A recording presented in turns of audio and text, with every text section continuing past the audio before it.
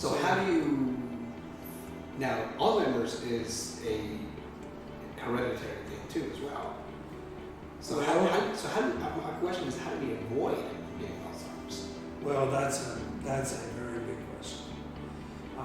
They just now have developed the first blood test to measure the presence of some biomarkers in the blood and they're looking for tau proteins and these amyloids proteins that there are remnants of that get metabolized that the blood picks up, and so we can now tell those finally without being able to wait until autopsy. So we can make the diagnosis that somebody has Alzheimer's now without waiting for the autopsy to get the final proof.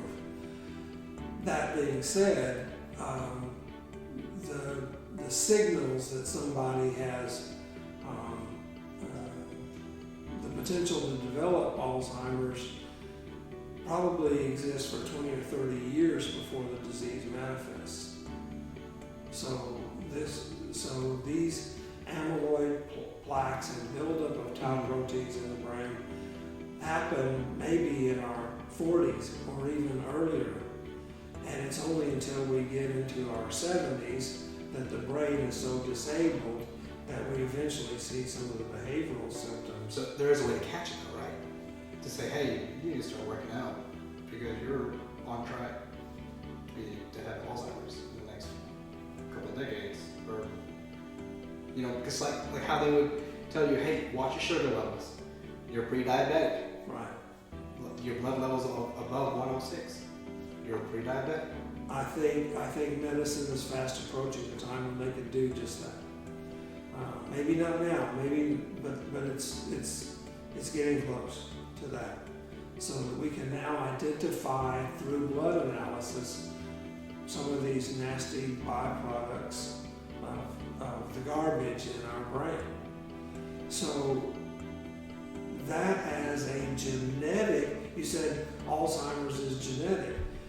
That's the point that I think this research is making, is that if we don't exercise and we end up passing along genes that predispose our offspring to Alzheimer's, then the only way that they could probably prevent themselves from getting Alzheimer's is to be fanatics at cardio, you know? And maybe we all need to be cardio fanatics. A little bit of cardio will kill you. Yeah. But it's kind of like saying that some people just are not working out, it's not their thing. Yeah. And here they are, they're having babies. Well,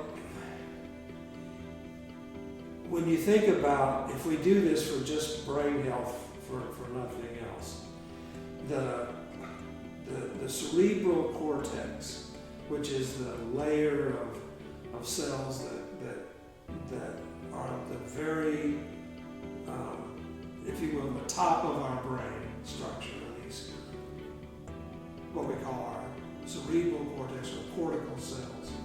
So we measure cortical thickness, right? Using MRIs, CAT scans, other kinds of neuroimaging tools.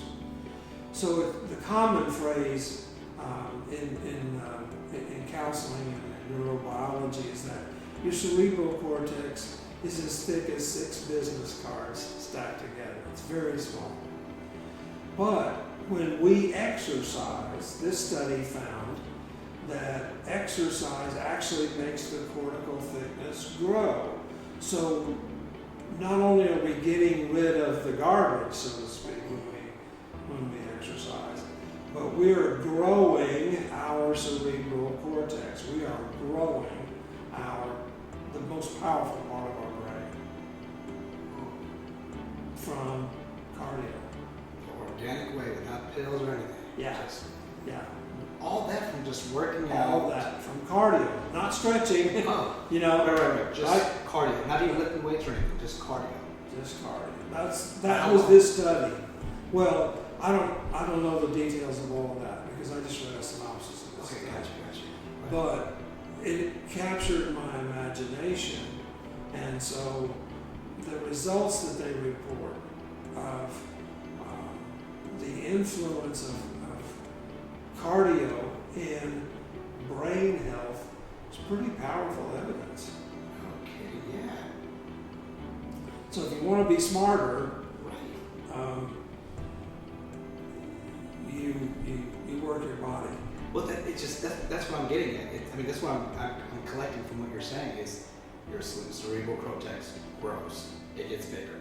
Yeah. So, and the stress of the running, the cardio, it's flushing out garbage, not just physical garbage that's been cooped up in there, emotional, and and all that for just a little bit of running. Yeah. And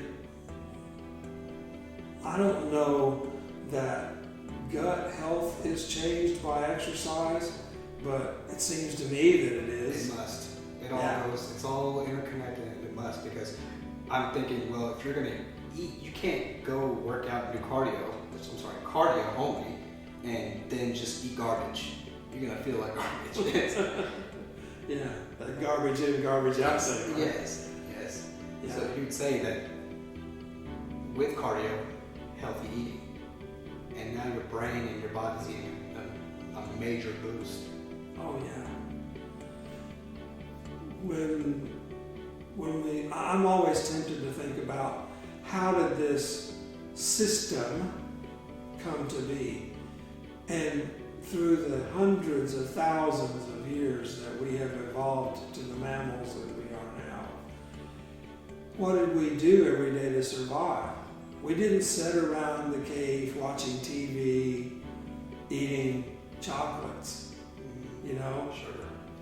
We had to get out every day. There was no refrigeration. We couldn't go over and get something out of the fridge. So we had to go every day and find food. And if you're a hunter, then that means that you run. I read an article years ago about a guy who went to study the Aborigines in Australia. And so he had his Jeep and all his camping supplies and all that stuff. And he said, because water is so precious and rare in some parts of the Australian outback, that if the Aborigines saw a thunder shower dumping water on a certain part of the desert, they would start running towards that place. And he said, I was with them, and he said, I knew it was a long way, so it's not just like a mile or so away. He said it was a ways. He said, in the desert, they know how to measure distance. He said, I had no idea, but they ran by the speedometer in my Jeep 26 miles, and when they got there, which is the distance of the marathon, right? When we got there, he said, they were drinking out of little puddles of water that were forming in the low-lying areas where this storm had dumped fresh rainwater, and it was in small little cups in the sand all around, and they got down on their stomach and kind of slurped up the water that had just fallen maybe 30 minutes an hour, 2 hours before when we were looking at this storm. And that was how they got fresh water that day. And I think the implications of that are profound. I've never forgotten that story, because for most of us, running a marathon is something that only the very fittest of people can do at all. And for these Aboriginals, that was just a part of their normal daily life. They thought nothing about making that run. They weren't tired when they got there. They just thought, oh, good, fresh water. What is the cerebral cortex was on point. And remarkably fit human beings. that's just their way of life, and that to them it's just like, Yeah, that's normal. we do this on a daily basis. Yeah. And here but prior to our other conversations, I mean, it's just the way we don't have to do that anymore for fresh water. Fresh water all the time now. Yeah. Our way of living has changed, and that plays effect with our health. Oh, sure. Unfortunately, because we're living more comfortably than we did before, but our health is declining. Yeah. Because it's too comfortable. Yeah, it really is. Our body needs what we would think of as profound stress. Our body actually responds very well to that. Can you elaborate more on profound stress?